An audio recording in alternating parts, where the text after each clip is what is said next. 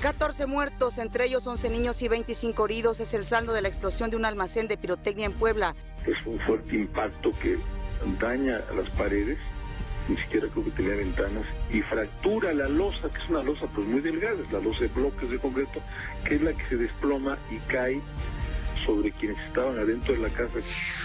El presidente Enrique Peña Nieto envía sus condolencias a los familiares de las víctimas. Segundo debate entre los candidatos a la gubernatura del Estado de México termina de nuevo en acusaciones. Avanza el proceso de desafuero de la diputada Eva Cadena. Los huachicoleros cuentan con 300 tomas clandestinas en Palmarito, Puebla. Los cálculos rondan entre los 15 y los 20 mil millones de pesos al año. José Antonio Mit, secretario de Hacienda, afirma que el robo de combustible deja pérdidas millonarias. La calificadora Fitch Ratings dice que un triunfo de López Obrador en las elecciones del 2018 generaría incertidumbre y volatilidad en el país. Donald Trump despide al director del FBI, James Comey. Otorgan al grupo argentino Les Luthiers el premio Princesa de Asturias.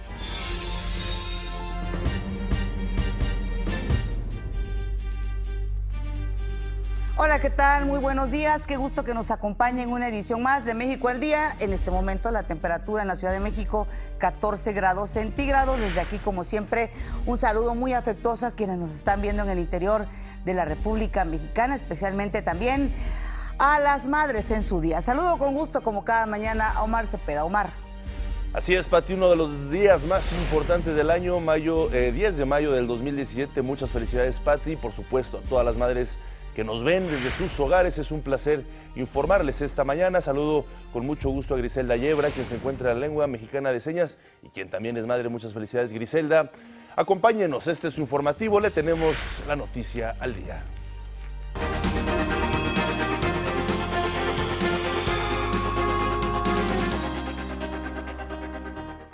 Se realizó el segundo debate oficial entre los candidatos a la gubernatura del Estado de México. Esta es la crónica. Como ocurrió en el primero el pasado 25 de abril, durante 90 minutos, los 6 candidatos intercambiaron propuestas, opiniones y sobre todo descalificaciones. En su mensaje inicial, el candidato de la coalición PRI, Partido Verde, Nueva Alianza y Encuentro Social, Alfredo del Mazo, llamó a los mexiquenses a reflexionar en manos de quién quieren dejar el futuro económico de sus familias. Reconozco que hay malestar en los ciudadanos, pero si elegimos a una persona que no tenga la capacidad, el enojo puede convertirse en retroceso. Delfina no está preparada para ser gobernadora. Para ser gobernador del Estado de México se requiere capacidad y experiencia. El primer tema fue economía y empleo. El candidato del Partido del Trabajo, Óscar González, propuso la creación de un banco estatal de desarrollo para obtener microcréditos, así como la construcción de una refinería. Una refinería que le garantice a todos los mexiquenses tener gasolina barata. Mientras aquí hay algunos que buscan encarecerte la gasolina, nosotros estamos buscando cómo hacer que tengas gasolina barata. Por su parte, Delfina Gómez propuso la creación de 4 programas para generación de empleos con participación social. Vamos a apoyar a nuestro campo. Yo le creo mucho al campo. Yo no solamente voy a trabajar con industrias, sino voy a impulsar el campo, y a nuestros emprendedores y pequeños empresarios los vamos a apoyar. No más moches, no más corrupción, que es lo que lastima a nuestra ciudadanía. El segundo tema fue desarrollo sustentable. Ahí, el candidato del PRD, Juan Cepeda, subrayó que como gobernador dotará a las familias mexiquenses de un calentador solar y promoverá el sistema de captación de agua. Yo propongo que captemos el agua de lluvia. Segundo, nosotros estamos proponiendo la dotación de un calentador solar en cada una de nuestras casas. Con eso, no solamente vamos a ahorrar el gasto de gas que de manera mensual hacemos, también vamos a evitar que el dióxido de carbono generado por la combustión para calentar el agua en el boiler se vaya a nuestro medio ambiente. El tercer y último tema fue salud y educación. La candidata independiente, Teresa Castel, dijo que en el Estado de México estos 2 aspectos no se dan en las mejores condiciones. Duplicaremos el presupuesto anual del sector salud para que ni tú ni tu familia se queden sin servicios. Tú tendrás servicios a cualquier hora de día y en cualquier hora. En materia de educación para la salud, construiremos comedores, instalaciones deportivas, la buena alimentación y el deporte serán parte de la vida de nuestros pequeños. Josefina Vázquez Mota, candidata del PAN, propuso preescolar con horario extendido y escuelas dignas de tiempo completo a los jóvenes de secundaria, preparatoria y universidad, un bono de transporte e internet gratuito en todo el estado. Vamos a duplicar los centros de salud que son totalmente insuficientes y tendrás médico en tu colonia para que pueda atenderte. Para las mujeres tendremos apoyos especiales de becas. Durante la ronda de conclusiones, el candidato del PRD, Juan Cepeda, aprovechó para responder al dirigente nacional de Morena, Andrés Manuel López Obrador, quien dijo que no declinará ni abandonará su partido, por lo que la respuesta para una alianza del PRD con Morena era un rotundo no. Para México al Día, Gilberto Rodríguez Monroy. Y así sucedieron las cosas del segundo debate en el Estado de México. Mientras tanto, en Nayarit se realizó el primer debate oficial entre los candidatos a la gubernatura. Fue a puerta cerrada en el Teatro del Pueblo Ali Chumacero. Los temas que se discutieron fueron desarrollo económico, desarrollo social, seguridad y justicia, así como un tema libre, es decir, cualquier candidato pudo abordar cualquier tema de su preferencia. El candidato independiente Hilario Ramírez Villanueva dijo que de ganar las elecciones pedirá al gobierno federal que extradite al exfiscal Edgar Beitia para que pague por sus delitos. Pediré al gobierno federal que inmediatamente traigan al exfiscal Edgar Beitia para que pague todas las tontadas que le hizo a los nayaritas y les devuelva todas las propiedades que les robó, porque a Nayarit lo tenía secuestrado, compañeros. Pues bueno, el Congreso de Veracruz dio entrada a la solicitud de desafuero de la diputada Eva Cadena promovida por la Fiscalía General del Estado. El proyecto fue turnado a comisiones quienes van a determinar si los elementos de prueba son contundentes para iniciar el juicio de procedencia. Hay que recordar que Cadena fue, diputada por Morena, fue videograbada en 3 ocasiones recibiendo dinero presuntamente para impulsar a López Obrador.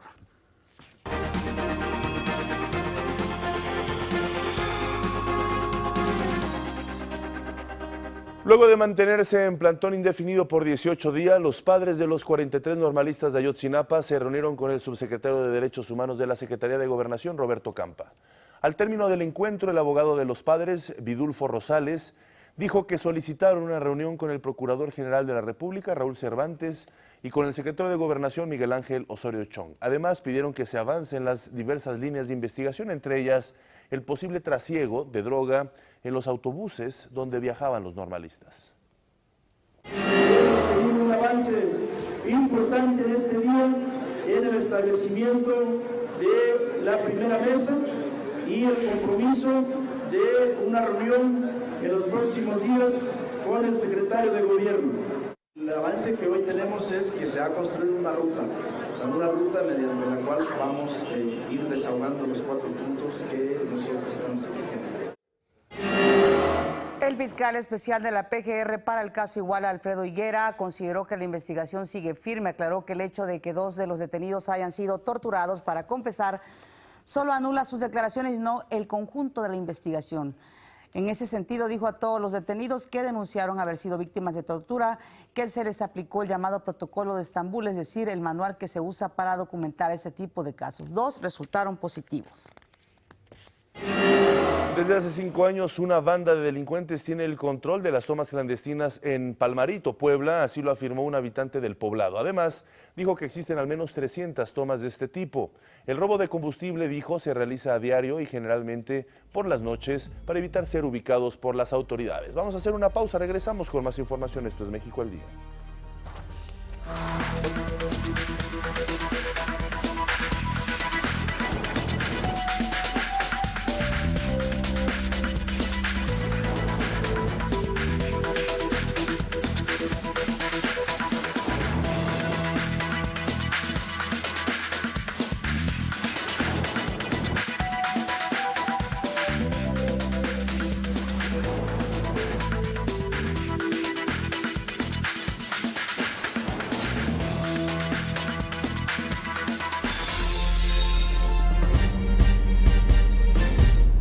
secretario de Hacienda, José Antonio Meade, dijo que los ladrones de combustible, los llamados huachicoleros, dejan pérdidas por miles de millones de pesos cada año en nuestro país. Es un cálculo difícil de hacer, tiene diferentes vertientes y los cálculos rondan entre los 15 y los 20 mil millones de pesos al año. El secretario de Hacienda también dijo que desde hace tiempo se tiene una estrategia con Pemex y la PGR para combatir este ilícito. Tenemos una estrategia integral, esto es, si está Hacienda, para perseguir el tema de evasión en los puntos donde se vende la gasolina robada, si al centro de la estrategia está Pemex cooperando, si tenemos presencia de fuerza pública, si está la Procuraduría, si estamos bien coordinados con el Estado.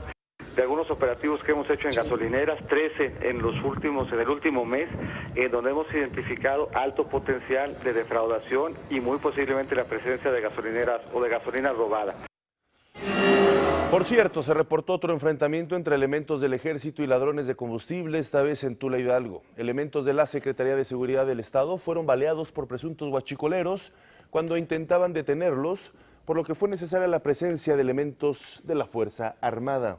Ante esto, el gobernador de Hidalgo, Omar Fayad, aseguró que el Estado será parte de la estrategia para blindar regiones y evitar el robo de combustible. Imparable la ola de violencia en Tamaulipas. Se registró un enfrentamiento entre policías estatales integrantes de un grupo delictivo. El saldo, 5 personas muertas, un policía, 3 presuntos delincuentes y un civil. Los hechos ocurrieron frente al Hospital Materno Infantil, por lo que las autoridades activaron el semáforo naranja. Precisamente ante estos hechos violentos, la presidenta municipal de Reynosa, Maqui Esther Ortiz, reconoció que no cuentan con la capacidad para enfrentar al crimen organizado. Pidió el apoyo de las autoridades estatales y federales para repeler los enfrentamientos de las últimas 2 semanas que han dejado por lo menos 25 muertos y 3 heridos. Como lo he repetido muchas veces, como municipio no nos afamos, tenemos que coadyuvar en lo que nos corresponde, pero pues no tenemos la capacidad de enfrentar el crimen organizado, no tenemos policías municipales, ni tenemos ninguna pistola y pues depende del mando estatal y federal. Nosotros ya no sabemos dónde esconder el miedo, la verdad, y ni tampoco sabemos a lo que sabe la libertad. Se dio a conocer un video en el que se observa una fiesta realizada en el penal de Puente Grande, en Jalisco. Presuntamente fue organizada por José Luis Gutiérrez Valencia Don Chelo, presunto integrante del cártel Jalisco Nueva Generación. Ahí se puede ver a los internos bailando, tomando bebidas alcohólicas y escuchando en vivo a grupos musicales, entre ellos los Buchones de Culiacán. El fiscal general del estado, Eduardo Almaguer, dice que los hechos ocurrieron en junio del 2013 con el permiso del jefe de custodios, Enrique Huerta, mismo que fue despedido por irregularidades en noviembre. Así la situación en las cárceles, para que vea usted los privilegios de los que gozan los poderosos integrantes del crimen organizado. Un juez federal negó el amparo que presentó Héctor El Güero Palma en contra de un auto de formal prisión por su presunta responsabilidad en los homicidios del exsubdirector de la Policía Judicial de Nayarit, Antonio Contreras, y de su escolta, José Cruz, cometidos en 1995. Sin embargo, todavía puede recurrir a una revisión para que un tribunal colegiado determine si fue correcto negarle el amparo. El Congreso de Veracruz dio entrada a un punto de acuerdo presentado por diputados del PRI, Morena, PRD y Juntos por Veracruz, en el que piden iniciar un juicio político en contra del fiscal general de Veracruz, Jorge Winkler. Buscan su destitución, argumentando la incapacidad del fiscal para ejercer el cargo y por sus confrontaciones con otros actores políticos. No creo que Jorge Winkler sea quien deba seguir ejerciendo la impartición de justicia en el Estado. No lo consideramos hoy ya con los antecedentes que existen a la persona adecuada. Es momento de conocer las breves del país.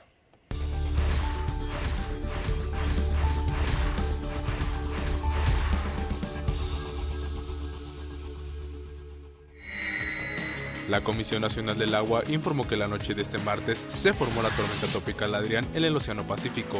Estos 6 días antes del inicio de la temporada de ciclones tropicales.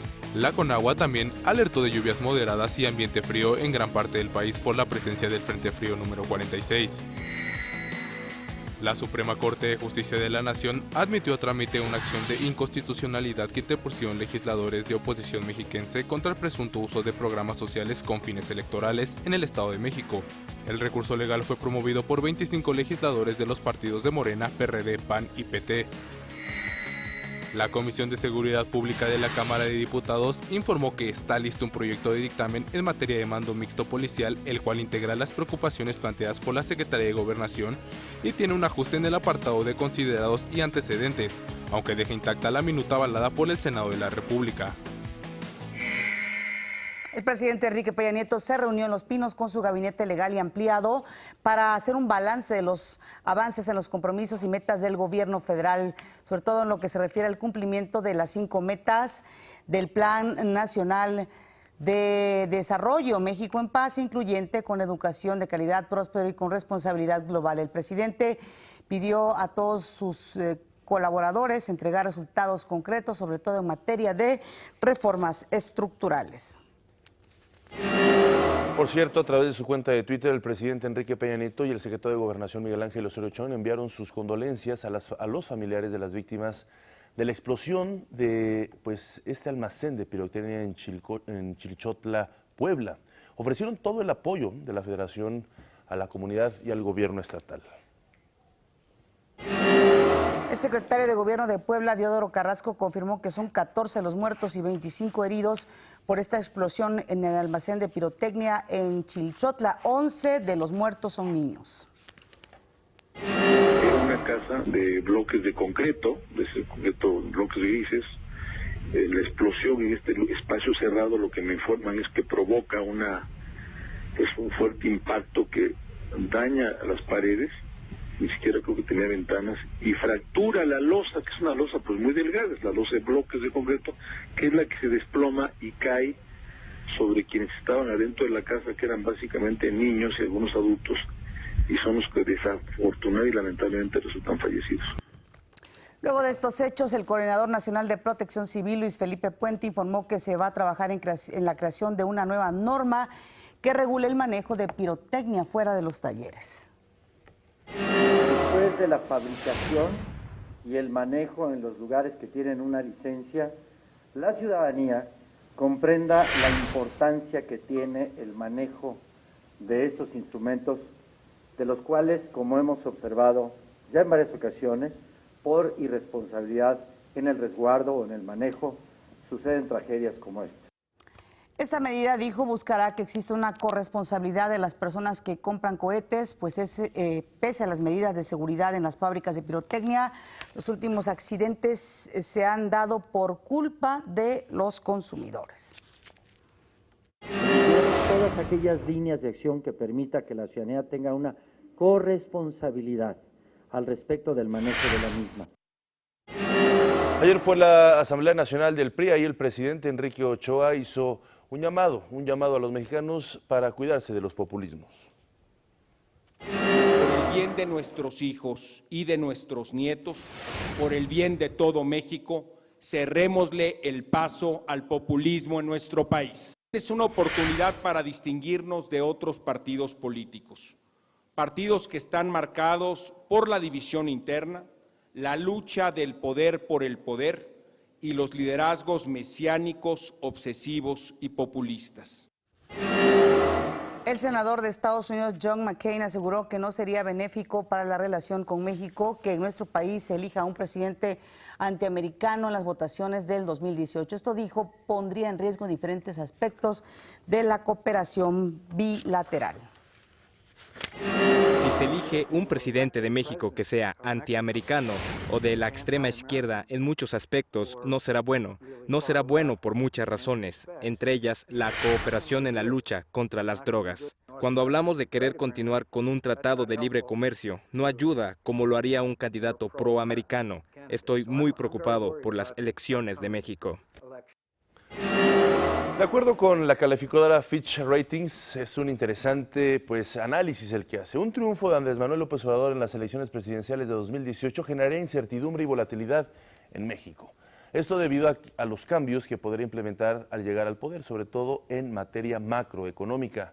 Resaltó que López Obrador ha asegurado que mantendrá bajo control la inflación, bajo control la inflación y reducirá la deuda pública. Sin embargo, advierte la calificadora, no ha mostrado consistencia en su plataforma política porque tiene las intenciones de aumentar el gasto. La Cámara Nacional de la Industria Azucarera va a solicitar a la Secretaría de Economía una investigación por dumping a la fructosa de Estados Unidos. El dumping es una práctica mediante la cual se vende un producto, en este caso los edulcorantes, por debajo de su precio para eliminar a las empresas competidoras y apoderarse del mercado. Con esta petición se busca generar un equilibrio en el mercado de edulcorantes entre México y Estados Unidos en conflicto desde hace meses. De hecho, la Unión Americana amenazó con imponer aranceles al azúcar proveniente de nuestro país. El presidente del Consejo Mexicano de Negocios, Alejandro Ramírez, dijo que la renegociación del Tratado de Libre Comercio de América del Norte debe ser tomada con serenidad, paciencia e inteligencia. Aseguró que el sector privado de México y Estados Unidos mantiene pláticas constructivas y benéficas. Estamos trabajando en coordinación para que sea una negociación constructiva, que realmente se enfoque en modernizar el Tratado de Libre Comercio. El secretario de Comercio de Estados Unidos, Wilbur Ross, aseguró que el gobierno de Donald Trump todavía no define si va a mantener el Tratado de Libre Comercio de América del Norte. Reiteró su preferencia por acuerdos bilaterales y que beneficien a Estados Unidos. A pesar de ello, aseguró que su gobierno no será una barrera para renegociar lo antes posible el Telecán. Trabajaremos para acabar con las negociaciones lo antes posible. Buscaremos un calendario más agresivo. Esperaremos la conclusión para finales de año. Les prometemos que esta administración no será una fuente de retraso.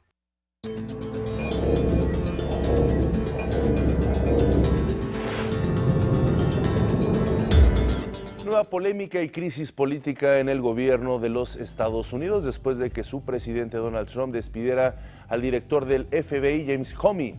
Esto por el manejo que dio a la investigación sobre los correos electrónicos de Hillary Clinton. Y es que de acuerdo con un comunicado, Donald Trump manifestó que estuvo de acuerdo con el Departamento de Justicia respecto a la falta de capacidad de Comey para dirigir de manera efectiva a la agencia. Recordemos que días antes de la elección presidencial, Comey sacó a la luz la investigación que seguía a Hillary Clinton, entonces candidata demócrata, por el uso de un correo electrónico particular para el manejo de información oficial, algo que benefició al entonces candidato Donald Trump. El presidente de Estados Unidos, Donald Trump, va a recibir en la Casa Blanca al canciller ruso Sergei Lavrov. Se trata del primer encuentro de Trump con un alto funcionario del Kremlin. Como parte de su agenda, Lavrov se va a reunir con el secretario de Estado, Rex Tillerson. Buscarán un acuerdo para establecer zonas de seguridad en Siria. Durante los festejos por el aniversario de del final de la Segunda Guerra Mundial, el presidente de Rusia, Vladimir Putin, habló sobre la necesidad de la unidad internacional para impedir conflictos bélicos. Además, dijo que para combatir con eficacia al terrorismo, al extremismo, al neonazismo, así como a otras amenazas mundiales, se requiere de la consolidación de una comunidad global. El líder del Partido Democrático de Corea del Sur, Moon Jae-in, ganó las elecciones presidenciales. Obtuvo más del 40% de los votos, muy lejos del 23% del candidato conservador. Rindió protesta ayer mismo, con lo que, de acuerdo a expertos, se abre una nueva etapa en la política exterior de Seúl, y es que Moon Jae-in no ve con desagrado abrir el diálogo y las relaciones económicas con Corea del Norte. Precisamente más adelante analizaremos este triunfo de este candidato allá en Corea del Sur, uno de los países más poderosos, y que se ha incrementado, por cierto, la relación entre México y este país asiático. De regreso a nuestro país, se presentó el Banco de Información de Telecomunicaciones, una herramienta interactiva para consultar, analizar, explorar y descargar los datos a partir de los cuales el IFT monitorea el desarrollo del sector. Se puede consultar información sobre el entorno macroeconómico de las telecomunicaciones y la radiodifusión en México, portabilidad numérica, ingresos e inversión de los operadores, así como indicadores relacionados con distintos servicios como telefonía fija y móvil, banda ancha, televisión restringida, entre otros elementos. México será sede de la Plataforma Global para la Reducción del Riesgo de Desastres, el foro más importante a nivel mundial para la coordinación de políticas que permitan mitigar los peligros de las catástrofes naturales. Se va a realizar del 22 al 26 de mayo en Cancún y contempla la participación de más de 6,000 representantes de 182 países. México fue electo como sede de la plataforma global debido a la experiencia y avances e innovación en materia de gestión integral del riesgo.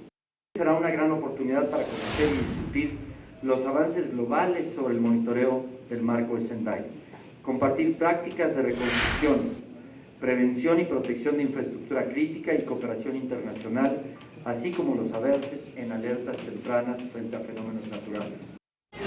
Importantísimo encuentro para la reducción de riesgos, por supuesto les tendremos todos los detalles. De acuerdo con el INEGI, las micro, pequeñas y medianas empresas representan 99.8% del total de los negocios en nuestro país y generan 74% de los empleos. Por ello, la Secretaría de Economía Federal y el Gobierno de la Ciudad de México lanzaron el programa Capital MIPYME.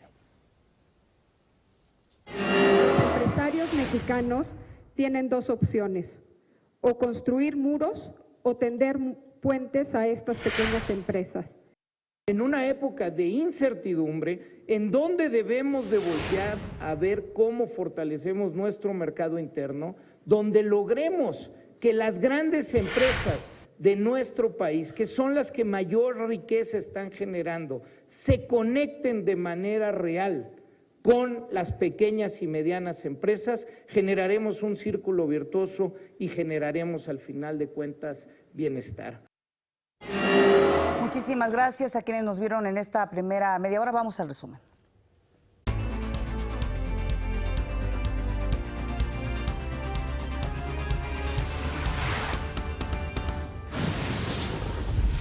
Nuevamente entre acusaciones se desarrolla el segundo y último debate entre los candidatos al gobierno del Estado de México.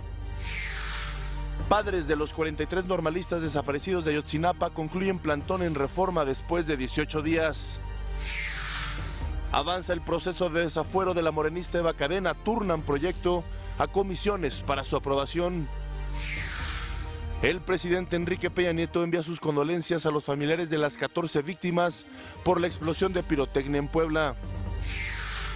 Es un cálculo difícil de hacer, tiene diferentes vertientes y los cálculos rondan entre los 15 y los 20 mil millones de pesos al año. Afirma el secretario de Hacienda, José Antonio Meade, que el robo de combustibles dejará pérdidas millonarias.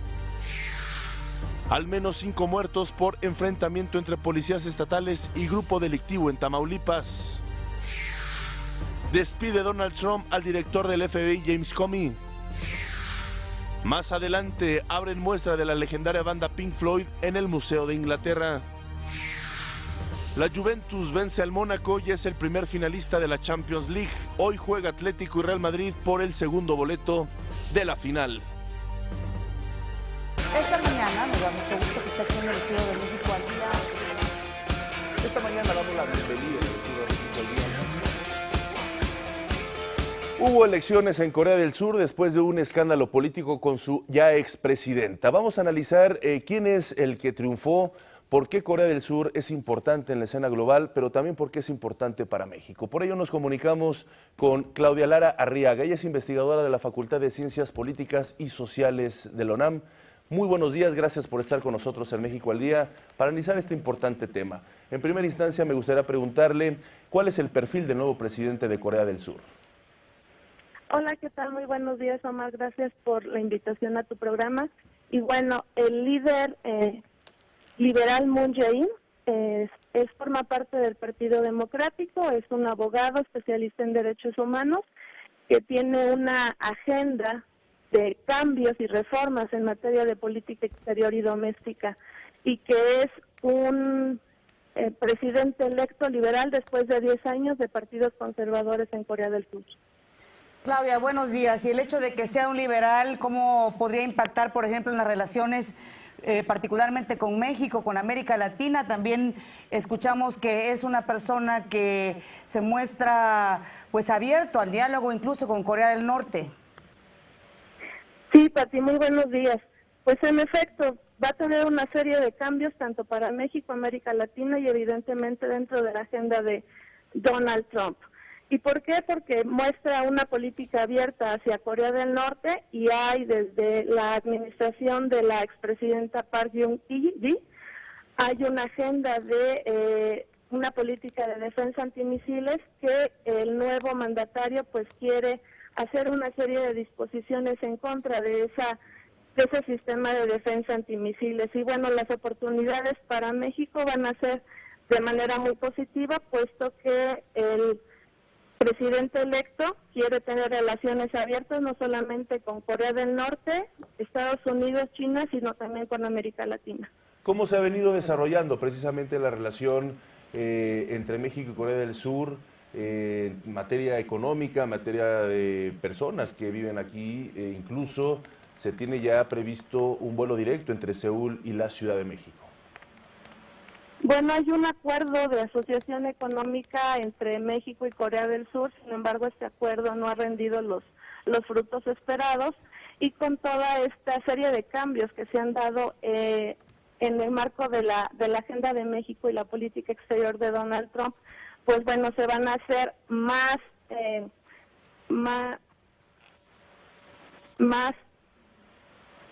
Hola Claudia, ¿nos escuchas bien?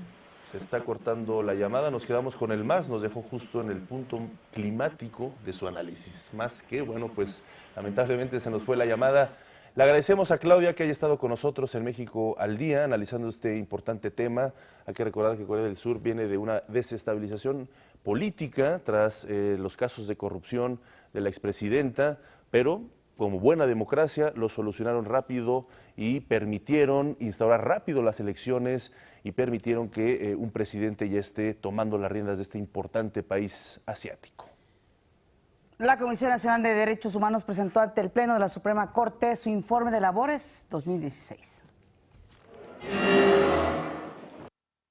Humanos Luis Raúl González Pérez hizo énfasis en el difícil momento que vivió México durante 2016 en esta materia. Al presentar su informe anual de actividades ante la Suprema Corte de Justicia de la Nación, explicó que el año pasado aumentaron en 332% las denuncias por actos de tortura, así como 33.6% los de desaparición forzada con respecto a 2015. Dijo que el total de denuncias por violación a las garantías individuales fue de 61.661, de las cuales la CNDH le dio entrada a 25.233.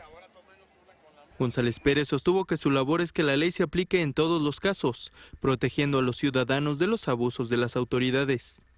Nosotros no defendemos delincuentes, defendemos el cumplimiento de la ley para todas y todos. Durante 2016 hubo voces que quisieron identificar la defensa de los derechos humanos como una vía para preservar la impunidad e impedir la debida persecución de los delitos. Nada más alejado de la realidad. Cuando las autoridades violentan los derechos de las personas o no ejercen sus atribuciones conforme a la ley, incurren en actos ilícitos susceptibles de ser sancionados. De acuerdo con el organismo, el año pasado presentó 72 recomendaciones dirigidas a 55 autoridades, de las cuales solo 2 fueron cumplidas totalmente, mientras que 54 registraron un cumplimiento parcial. Las instituciones que más denuncias registraron por violaciones a los derechos humanos fueron el Instituto Mexicano del Seguro Social, con 2.074 casos, el órgano administrativo desconcentrado de Prevención y Readaptación Social de la Secretaría de Gobernación, con 1.619, y el ISSSTE, con 838. Quienes recibieron menos quejas son la Procuraduría General de la República con 512, la Secretaría de la Defensa Nacional con 439, la Secretaría de Marina con 258 casos y la Secretaría de Desarrollo Social con 247.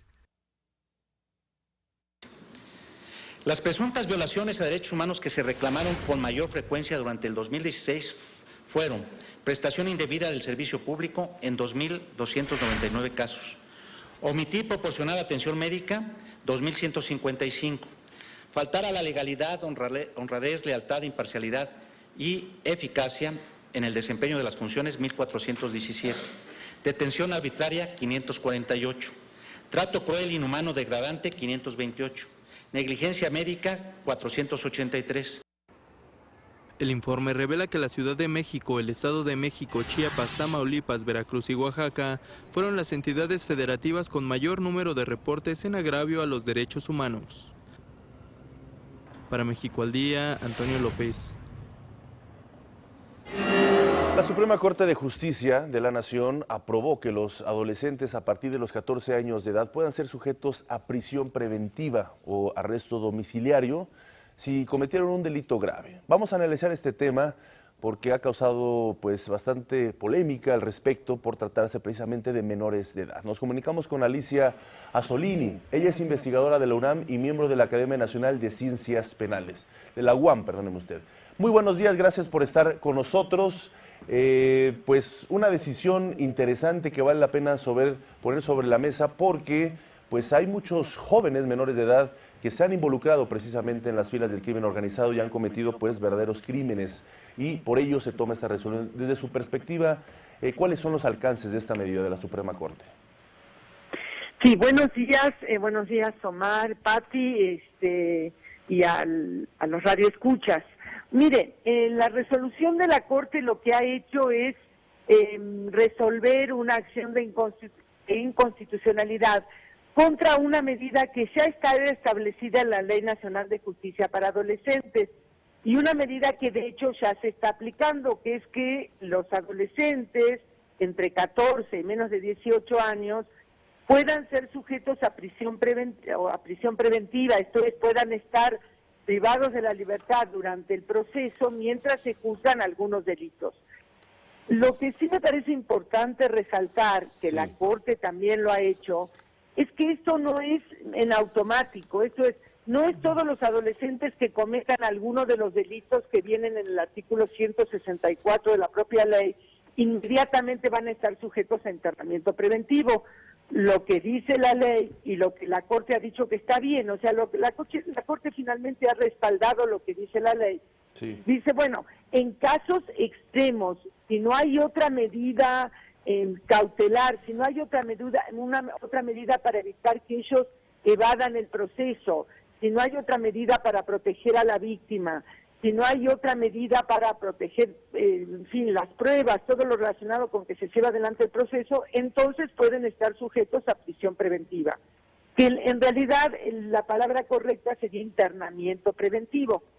También la Corte ha hecho hincapié en eso, ¿no? Sí. Y que el máximo de tiempo son 5 meses. Así es. Entonces, no es cualquier delito, sino los que vienen en el listado que la propia ley trae. Dice, solo en estos casos podrán estar en internamiento preventivo. Así es, Alicia. A mí me gustaría preguntarle, usted como investigadora, hemos visto en México, por ejemplo, la utilización de niños, en este caso, en el asunto del robo de combustible, que es un delito federal, en el caso de los huachicoleros, hemos visto niños sicarios, en fin. ¿Cómo se podría o cómo se tendrían que adecuar las leyes cuando vemos este tipo de casos y desafortunadamente mucho más frecuentes en este país? Sí, mire, es una realidad. Yo creo que la resolución de la Corte ha sido acertada. También me parece que es acertada la previsión legal, digamos, que es lo que la Corte finalmente apoyó, ¿no? Yo creo que es acertada por los casos que tú muy bien señalas, o sea, realmente quizás no es la mayoría de los adolescentes que terminan ante un juzgado, la mayoría comete robos, pero hay casos realmente, y lamentablemente están creciendo, de adolescentes involucrados con crimen organizado, con situaciones de delito, con violencia, incluso a veces con armas de alto poder, en fin. Entonces, son precisamente esas situaciones las que deben los jueces valorar en cada caso para decidir si amerita que el adolescente esté privado de la libertad. Yo creo que la base legal está, la ley nacional que es del año pasado, la Ley Nacional de Justicia para Adolescentes, en fin, lo deja abierto a que el juez interprete en cada caso. Lo importante es el trabajo que hagan las autoridades en cada caso para poder diferenciar cuándo sí amerita que haya una privación de la libertad y cuándo no. porque la verdad que realmente si el adolescente ha cometido un delito que no es tan grave, si uno lo priva de la libertad, es como iniciarle un camino a que siga en ascendencia delictiva, digamos, ¿no? Entonces, bueno, lo importante es poder valorar cada caso. Y yo creo que eso la Corte ha tratado en fin, lo que yo leí todavía no hicieron el engrose, pero de lo que hasta ahora la Corte ha discutido, yo creo que está con claridad. Y por supuesto, Alicia, pues esto no se contrapone con el respeto de los derechos humanos. No, para nada, porque claro que tiene que haber elementos de que el adolescente se ha involucrado en alguno de estos delitos que, miren, son secuestro, trata de personas, terrorismo, extorsión agravada contra la salud, no narcomenudeo, sino contra la salud grave, digamos, en compraventa de cantidades importantes, no sé, homicidio, violación, robo con violencia, claro. Pero bueno, también en los robos con violencia generalmente en los casos concretos, para que los jueces decidan la privación de la libertad, generalmente es cuando, en fin, hay una violencia grave, digamos, no que lo empujó y robó, porque bueno, esos delitos no ameritarían, en el caso de adolescentes al menos, que la privación de la libertad. La idea es que se use lo menos posible para respetar sus derechos humanos, claro. Pero hay casos en que sí es necesario, ¿no? Me parece que es adecuada la decisión. Perfecto. Alicia Solini, investigadora de la UAM Azcapotzalco y miembro de la Academia Nacional de Ciencias Penales, muchas gracias por estar con nosotros en México al Día. Y efectivamente es un asunto que implica casos graves en los que podrían estar involucrados los adolescentes, los menores de edad. Muchas gracias y muy buenos días. Gracias a ustedes y qué bueno que se ocupan del tema de los adolescentes. Es importante tener en cuenta que este problema de los adolescentes en conflicto con la ley hay que atenderlo a tiempo para evitar que se convierta en adultos en conflicto con la ley. Y hay que atenderlo bien, respetando sus derechos y viendo cada caso en particular. Así es, Alicia. Gracias. Muchísimas gracias. Muchas gracias. Hasta luego. Hasta luego. Esta mañana en nuestra sección México Sano, la doctora Isabel Villegas, directora de Planeación del Hospital Juárez de México, nos habla precisamente de otro asunto importante, la salud sexual en niñas.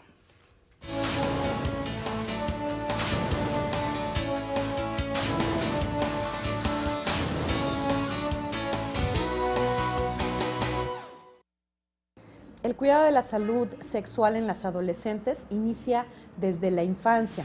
Los cambios físicos que se presentan en la adolescencia son dentro de los 9 y los 16 años de edad. Están caracterizados por crecimiento de vello púbico, por crecimiento de vello en axilas, además de cambios en las mamas, crecimiento de las mismas. Y algo importante para el desarrollo de las niñas es la presentación del primer sangrado, al que llamamos menarca o menarquia, o menstruación. Es una atención que debe ser de manera preventiva, precisamente verificando que estos cambios sean adecuados y que se pueda hacer una detección de alguna malformación, de algún trastorno hormonal que requiera la atención más allá de el especialista en pediatría por el especialista en ginecología, poder hacer una transición adecuada y detecciones de patologías que se presentan en esta etapa, como las infecciones, que no necesariamente son de transmisión sexual. Tenemos infecciones o patología como vaginosis, vaginitis, por cambios hormonales, por cambios en pH, hasta algunas patologías que sí pueden generarnos una cronicidad, como la infección por virus de inmunodeficiencia humana, hepatitis B, hepatitis C, los muchos virus de papiloma humano, gonorrea, clamidia, tricomonas, etc.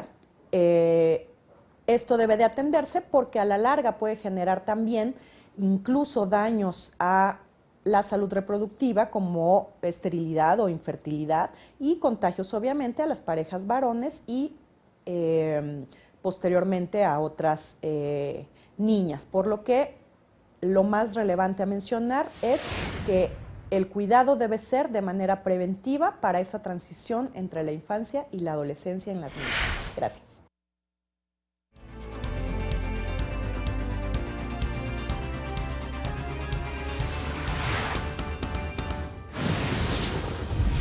Se realizó el primer debate entre los candidatos a la gubernatura del estado de Nayarit. Hablaron de desarrollo social, desarrollo económico y seguridad. Huachicoleros en Puebla cuentan con al menos 300 tomas clandestinas para robar el combustible en el poblado de Palmarito.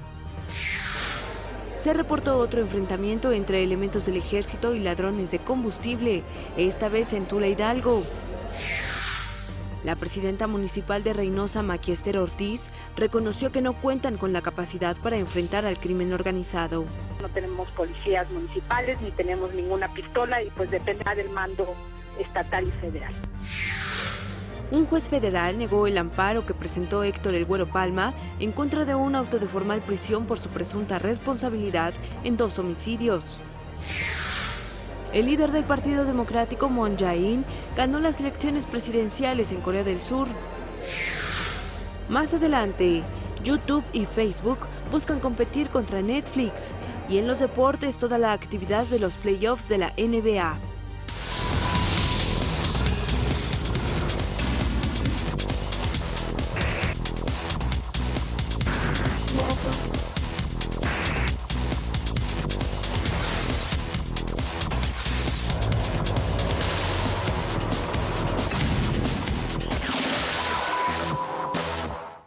Y de este mundo real nos vamos al virtual, como todos los días. Ya está lista Ana Cristina Olvera. Ana Cris, ¿cómo estás? Pati, muy buenos días, muchísimas felicidades. Te deseo lo mejor en este día. Eres una gran madre y yo lo sé por experiencia. Gracias, igual bueno. Un saludo para tu mami y mi comadre. Claro, por supuesto, la mejor de todas. Muchísimas felicidades, mamá, te amo. Y bueno, Pati, pues ayer dormimos y hoy también despertamos con la noticia de este despido del director del FBI y quien estaba a cargo también de una investigación acerca de la interferencia rusa en las elecciones y también para apoyar al presidente Donald Trump. Y bueno, hemos visto cómo también los rusos han estado inmiscuidos en asuntos cibernéticos, en asuntos de hackeo, no solo en Estados Unidos, sino en diferentes países. Y Mike Rogers, quien está al frente de la Agencia de Seguridad Nacional de Estados Unidos, confirmó ante el Comité de las Fuerzas Armadas del Senado que los servicios de inteligencia de ese país se pusieron en contacto con el gobierno francés para alertarlos de los hackeos rusos en contra de la campaña de Emmanuel Macron, hoy presidente electo de Francia. El aviso se hizo en plena campaña electoral y mucho antes de que la noticia de los ciberataques se expusiera públicamente. El objetivo era reiterar el apoyo de Estados Unidos para enfrentar los hechos que pudieron ser perjudiciales para el resultado final de las elecciones. Afortunadamente, pues por lo que vimos, no afectaron de manera determinante. Sin embargo, sí es una investigación seria, lo confirma así las diferentes autoridades estadounidenses. El director de la Agencia de Seguridad Nacional comentó que está trabajando para lograr que la organización sea capaz de adaptarse a la influencia que ejercen estos nuevos espacios sociales, como lo son las redes sociales y las diferentes herramientas cibernéticas que utilizamos para comunicarnos y compartir información, para hacer frente a un mundo en el que la información ha sido manipulada por las noticias falsas y por los hackeos. Así que una situación bastante delicada, sobre todo ante los diferentes procesos electorales que se vivirán en los próximos meses, como por ejemplo en Alemania. Ya pasó ese de Francia, que sin duda era determinante para la conservación del bloque europeo, de la Unión Europea. Sin embargo, pues el terreno cibernético cada vez está jugando un papel más importante y hay que ponerle más atención para regularlo y para pues que no se vulnere la seguridad tanto de los estados como de los individuos. Y bueno, pasemos a más noticias de las redes, pero un poco más banales, sin embargo, importantes y sintomáticas de lo que está viviendo nuestra sociedad. Y es que el reto que un joven llamado Carter Wilkerson lanzó a la cadena de comida Wendy's bajo el hashtag Knocks for Carter se ha convertido en el tuit más popular en la historia de la red social. Un mensaje bastante superficial en el que Wilkerson pedía un año de comida rápida gratis, específicamente de nuggets gratis, si conseguía la cantidad de tweets que pusiera la empresa. La empresa podía poner la cantidad que ellos quisieran. La meta era de 18 millones, de los cuales ha logrado reunir un total ha logrado un total de 3.400.000 430,000 retweets, cantidad suficiente para encabezar la lista de popularidad de Twitter, superando la selfie de los premios Oscar de autoría de Ellen DeGeneres, quien ya lo tuvo como invitado en su programa de televisión. En compensación a la cantidad de seguidores, a la cantidad de retweets que obtuvo el reto Wendy's, pues le perdonó la cifra de 18 millones y concedió a Carter el año de comida gratis. Finalmente la empresa fue beneficiada con publicidad gratis, pues este tweet consiguió una gran popularidad. Una vez más, pues las redes sociales dan una muestra de sus alcances y aunque parece un tema banal, sí es sintomático, sí vale la pena analizarlo y ver pues cuáles son los mensajes que tienen influencia, cuáles son los mensajes que se difunden más, que la gente comparte y pues qué tendencias nos marcan estos. Así que el nuevo tuit más retuiteado de la historia es este tuit de este joven que pedía un año de nuggets gratis y ahora tendrá un año de nuggets gratis. Y bueno, las redes sociales siguen marcando tendencia en el mundo de la información y de, por supuesto, el entretenimiento. YouTube y Facebook ahora quieren convertirse en la competencia de servicios como Netflix, que pues ha ganado una increíble popularidad. Estas plataformas pretenden ofrecer contenidos por streaming, pero planean ir un paso más allá de solo ser un canal de transmisión. Ambas empresas han iniciado ya la producción de sus propios contenidos, como lo hace ahora Netflix, que ha ganado ya premios internacionales y reconocimientos a pues lo mejor del entretenimiento. Al momento Facebook ha programado un total de 24 series y aun cuando no ha revelado las temáticas, dio a conocer que serán gratuitas. Eso también pues va a ser un impacto fuerte para las compañías que se dedican a producir contenidos.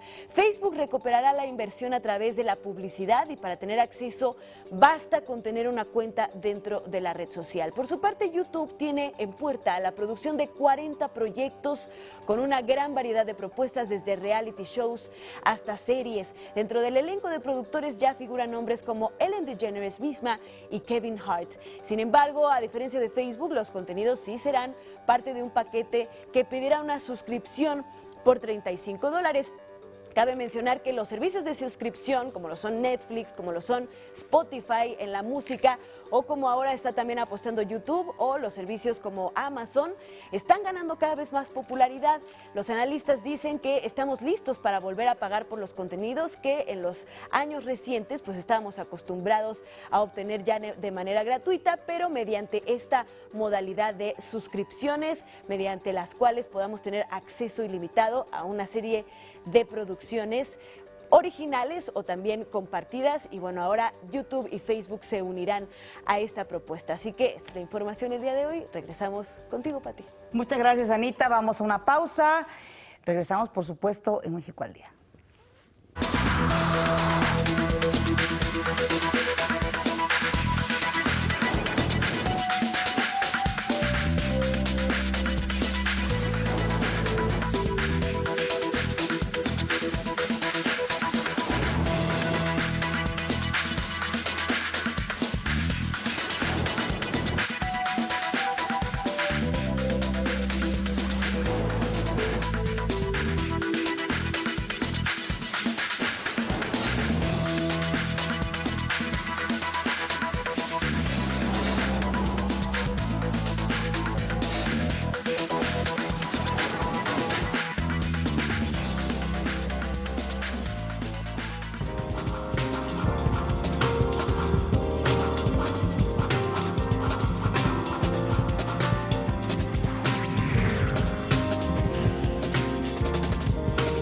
Y esta mañana se empezaron a dar a conocer los premios Princesa de Asturias allá en España. Son unos importantes premios en distintas categorías. Bueno, pues hoy se dio a conocer que el grupo humorístico y musical Les Luthiers fue galardonado con este premio en el área de Comunicación y Humanidades 2017. El jurado destacó que la agrupación argentina es un espejo crítico y un referente de la libertad en la sociedad contemporánea. Asimismo, calificó a este grupo como uno de los principales comunicadores de la cultura iberoamericana, pues su original tratamiento del lenguaje, de los instrumentos musicales y de la acción escénica atrae a cientos de miles de espectadores de todas las generaciones.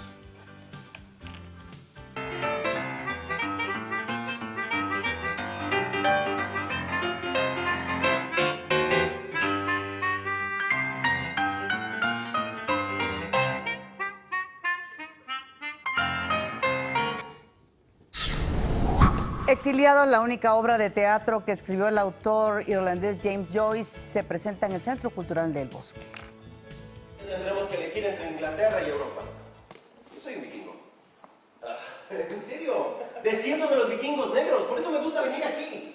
¿En qué otro lugar de Dublín puedo tener uno de estos o una taza de café negro?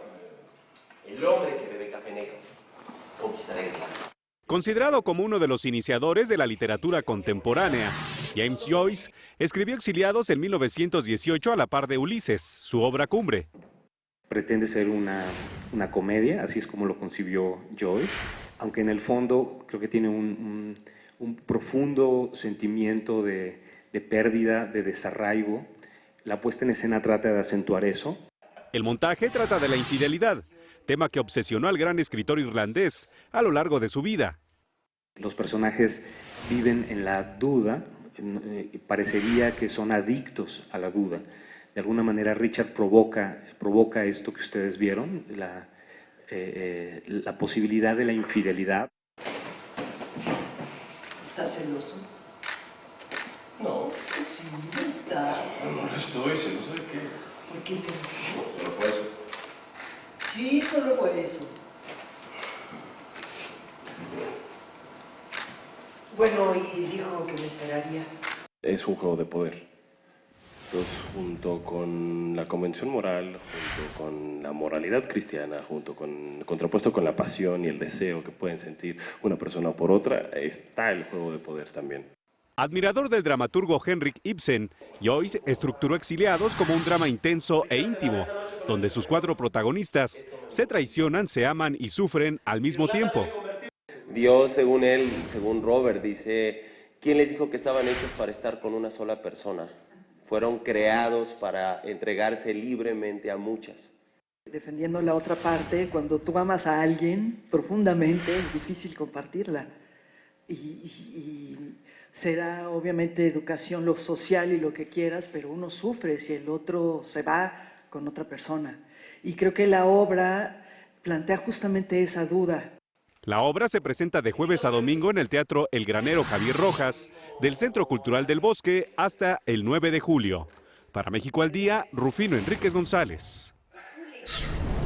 Pues se ve una excelente obra de teatro, no hay que perdernos las patitas.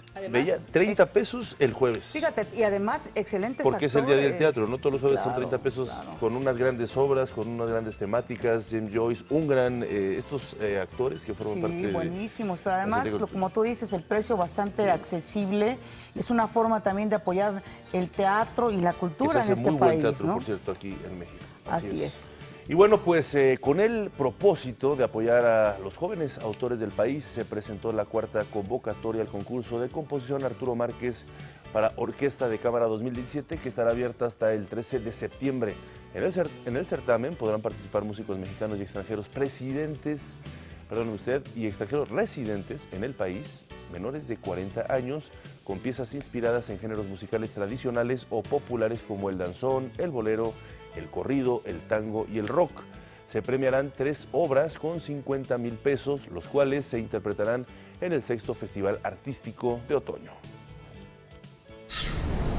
Y esta es una excelente noticia. Stanley Kubrick, la exposición va a permanecer 2 meses más allá en la Cineteca Nacional, debido a que ha tenido un gran éxito aquí en la Ciudad de México. Desde el 1 de diciembre, la muestra que rinde homenaje a este genio, a este gran cineasta estadounidense, ha registrado más de 100,000 visitas en la Cineteca.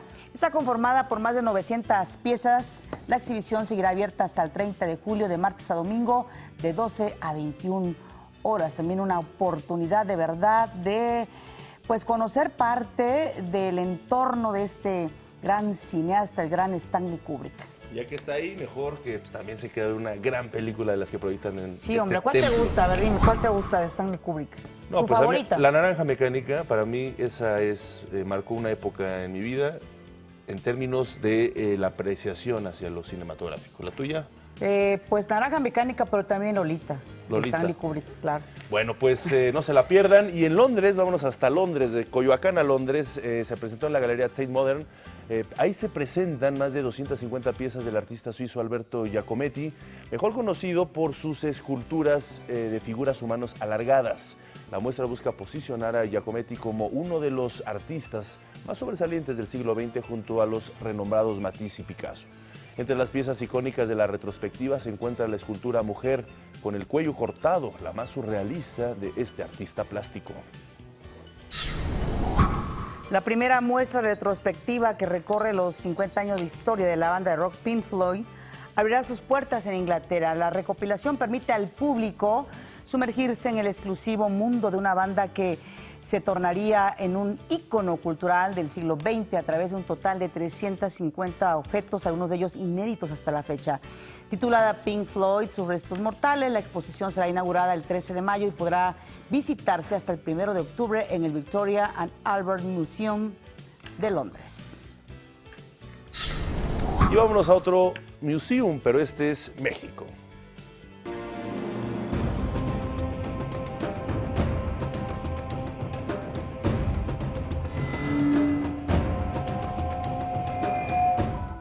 A finales del siglo XIX y principios del XX, la estabilidad social y económica del Porfiriato permitió un gran desarrollo industrial. Fue entonces que en la ciudad de Monterrey se creó el horno de fundición de acero más grande de América Latina. Bienvenidos a México es tu museo, y hoy los invito a conocer la historia del Parque Fundidora. A inicios del siglo XX, varios empresarios estaban interesados en los yacimientos de fierro y carbón de Monterrey, por lo que el 5 de mayo de 1900 se constituyó la Compañía Fundidora de Fierro y Acero de Monterrey, S.A., por Vicente Ferrara, Eugenio Kelly, León Signoret y Antonio Basagoiti, que vieron el potencial de Nuevo León como productor de acero. La compañía inició actividades con un capital de 10 millones de pesos, abarcando un terreno de 226 hectáreas. Allí se instaló el primer horno alto de América Latina. La producción inicial fue de 350 toneladas diarias de acero y hacia 1909 aumentó a casi 60,000 toneladas anuales. Durante la Revolución Mexicana disminuyó su ritmo productivo, el cual logró recuperar hasta 1929. Y fue en 1977 que alcanzó su máximo nivel de producción con 1 millón de toneladas anuales. Sin embargo, debido a diversas deudas, crisis económica y problemas financieros, en 1977 la compañía pasó a ser propiedad federal, declarándose en bancarrota el 9 de mayo de 1986.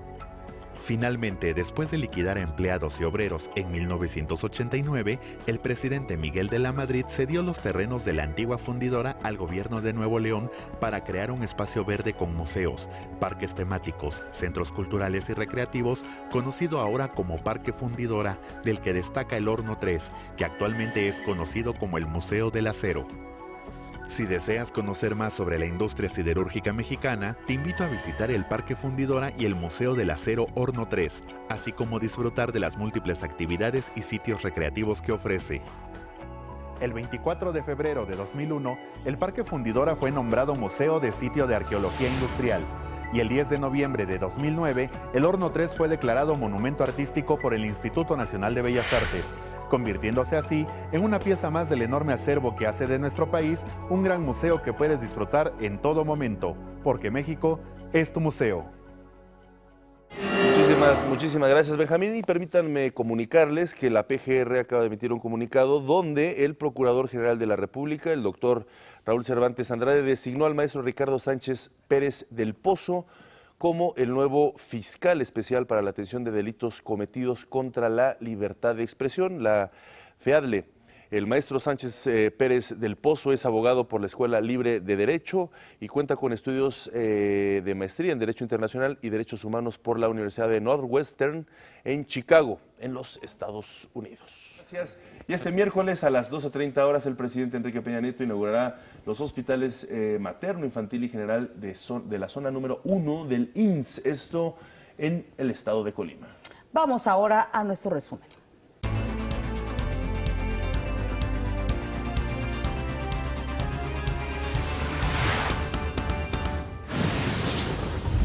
Se llevó a cabo el segundo debate entre los candidatos a la gubernatura del Estado de México. Hablaron de economía y empleo, desarrollo sustentable y salud y educación. Avanza el proceso de desafuero de la diputada local de Veracruz, Eva Cadena. El proyecto fue turnado a comisiones para su aprobación. 14 muertos y 25 heridos es el saldo de la explosión de un almacén de pirotecnia en Puebla. 11 de las víctimas eran menores de edad. Afirma el secretario de Hacienda, José Antonio Meade, que el robo de combustible deja pérdidas millonarias. Es un cálculo difícil de hacer, tiene diferentes vertientes y los cálculos rondan entre los 15 y los 20 mil millones de pesos al año. Huachicoleros en Puebla cuentan con al menos 300 tomas clandestinas para robar el combustible en el poblado de Palmarito. No tenemos policías municipales ni tenemos ninguna pistola y pues depende del mando estatal y federal. La presidenta municipal de Reynosa, Maquiester Ortiz, reconoció que no cuentan con la capacidad para enfrentar al crimen organizado. Despide Donald Trump al director del FBI, James Comey. El líder del Partido Democrático, Moon Jae-in, ganó las elecciones presidenciales en Corea del Sur. Abren muestra de la legendaria banda Pink Floyd en un museo en Inglaterra. YouTube y Facebook buscarán competir con Netflix. Y en los deportes, Juventus es el primer finalista de la Champions League.